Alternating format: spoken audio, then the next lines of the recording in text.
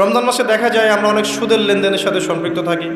রমাদান মাসেও আমরা ঘুষ খাই, রমাদান মাসেও আমরা দুর্নীতি করি। রমজান মাসেও দেখা যায় আমরা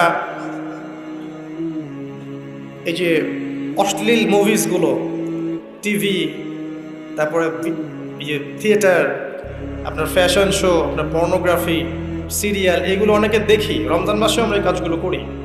রমজান মাসে অনেক হোটেলে দেখা যায় পর্দা টাঙানো আছে, ভিতরে খাবার খাওয়া হচ্ছে। রমজান মাসে অনেক কিছু দেখা যায় যেগুলো আসলে তাকওয়ার খেলাফ।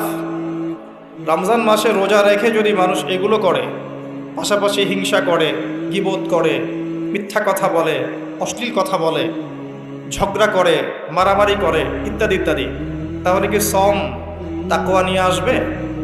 এই রোজা কি আমার জীবনে তাকওয়া নিয়ে আসবে? রোজার উদ্দেশ্য হচ্ছে তাকওয়া অবলম্বন করা। আসুন প্র্যাকটিক্যালি কি করতে পারি আমি শুরু থেকে বলছি।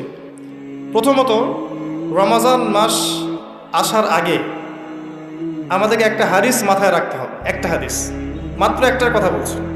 হাদিস অনেক আছে, আমি একটার কথা বলছি। নবী সাল্লাল্লাহু আলাইহি ওয়াসাল্লাম বলেছেন, যে ব্যক্তি রমজান মাসকে পেল, যে ব্যক্তি রমজান মাসকে পেল কিন্তু তার গুনাহ মাফ করাতে পারলো না, সেই ব্যক্তি ধ্বংস হোক। এই কথাটা মাথায় রাখবো আমরা। যে ব্যক্তি রমজান মাসকে পেয়েছে কিন্তু রমজান মাসকে পেয়েও তার গুনাহ মাফ করাতে পারলো না, সেই ব্যক্তি ধ্বংস হোক। মাথায় থাকবে ইনশাআল্লাহ।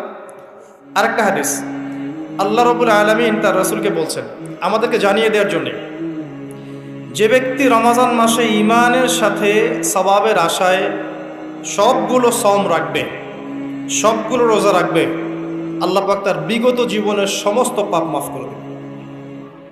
আরও আছে, যে ব্যক্তি রমজান মাসে ঈমানের সাথে সওয়াবের আশায় তারাবির সালাতগুলো পড়বে, আল্লাহ পাক তার সমস্ত গুনাহ মাফ করে দেবে। আরেকটা আছে, যে ব্যক্তি ঈমানের সাথে সওয়াবের আশায় রমজান মাসের লাইলাতুল কদর জাগবে, লাইলাতুল কদর শেষ দশকের বিজোড় রাতগুলোর মধ্যে আছে, এই ব্যক্তির সমস্ত গুনাহ আল্লাহ পাক মাফ করে দেবে। এই কয়েকটা হাদিসই যথেষ্ট আমাদের জন্য। এগুলো মাথায় রেখে আমরা এখন প্ল্যান করি। রমজান আসার আগেই নিজের গোনার হিসাব করতে হবে। কিসের হিসাব? যেহেতু আল্লাহ রাসূল বলেছেন এই মাসে গোনা মাফ করাতে পারলো না, তার জন্য ধ্বংস। কে জানে যে এর পরের রমাদানে আপনি বেঁচে নাও থাকতে পারেন। আমরা কেউই বেঁচে নাও থাকতে পারি, সম্ভাবনা নাই। কেউ গ্যারান্টি দিবে যে বেঁচে থাকবই? তাহলে এই গনিমতটাকে গনিমত মনে করা উচিত নয় কি? আচ্ছা, প্রথম কাজ হচ্ছে পাপের লিস্ট করা। আপনি আমি খুব ভালো করেই জানি যে আমরা আমাদের জীবনে কি কি বড় পাপ করেছি, আমাদের বিবেক জানিয়ে দিবে না? আমরা কিন্তু ভালো করেই জানি যে আমরা আমাদের জীবনে কি কি বড় পাপ করেছি। কত বছর নামাজ পড়িনি, কত বছর রোজা রাখি নাই, কত বছর যাকাত দেই নাই, কার কার ক্ষতি করেছি, কার কার উপর জুলুম করেছি, কয়বার জেনা করেছি, কয়টা মেয়ের সাথে সম্পর্ক করেছি, কতদিন বেপর্দায় চলেছি, বয়ফ্রেন্ডের সাথে কোথায় কোথায় ঘুরেছি, বয়ফ্রেন্ডের সাথে কি কি করেছি। এই পাপগুলোকে একটু খাতার মধ্যে লিস্ট করতে হবে। পারবেন? নিজের বড় বড় পাপগুলোকে খাতায় লিস্ট করতে পারবেন? পারা যাবে ইনশাআল্লাহ। ছোটখাটো পাপের কথা বাদ দেন। ছোটখাটো পাপ আল্লাহ পাক ওযু করলে মাফ করে দেন। ওযু করলে পাপ মাফ হয়ে যায়। নামাজের জন্য হেঁটে যাচ্ছেন, পাপ মাফ হয়ে যায়। আপনি এই যে আপনার পায়ের মধ্যে একটা কাঁটা ফুটেছে, পাপ মাফ হয়ে গেছে। আপনি জ্বর আসছে, আপনার জ্বর, আপনার গুনাহ মাফ হয়ে যাচ্ছে। আপনি মুসাফা করছেন আমার সাথে, আপনার গুনাহ ঝরে যাচ্ছে, আমার গুনাহ ঝরে যাচ্ছে। ছোটখাটো পাপ মাফের অসংখ্য পদ্ধতি আছে, আল্লাহ পাক দিয়ে দিয়েছেন আমাদের।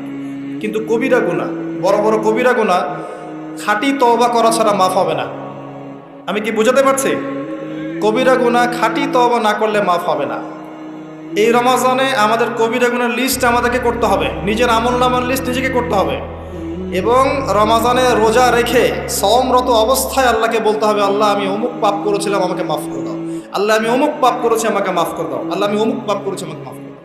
পারা যাবে ইনশাআল্লাহ। আল্লাহর জন্য এক মুহূর্তের ব্যাপার।